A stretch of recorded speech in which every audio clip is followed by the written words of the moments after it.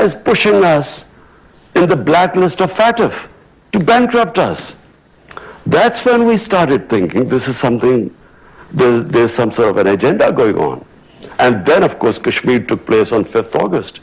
Unilaterally, they cast aside the UN Security Council resolution, the Simla Accord, which was bilateral between us, their own constitution, Article 370.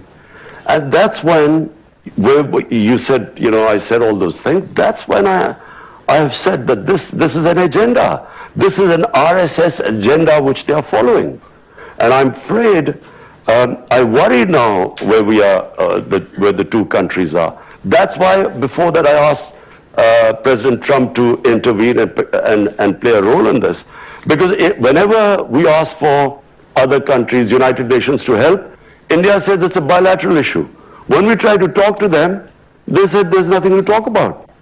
So it's very important. It's two nuclear-armed countries facing each other like this incident happened in February.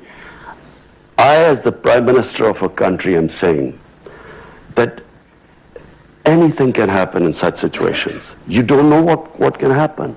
We should never be in this situation. That's why I will be speaking in UN. I would want the United Nations to play a role. This is why the United Nations came into being. This could have effects way beyond the subcontinent.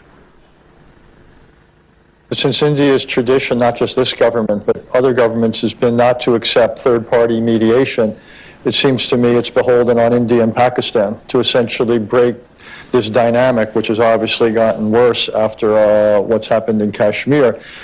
Might it not make sense for Pakistan, and given where we began our conversation, you've got economic priorities and the rest, the last thing you need is a worsening strategic situation in South Asia. Might it not make sense for Pakistan to think of a way of at least reestablishing some sort of an opening for diplomacy? Richard, look at the situation right now. There are 8 million Kashmiris for 50 days have been shut inside. 50 days, 900,000 Indian troops have shut in their homes, 8 million Kashmiris.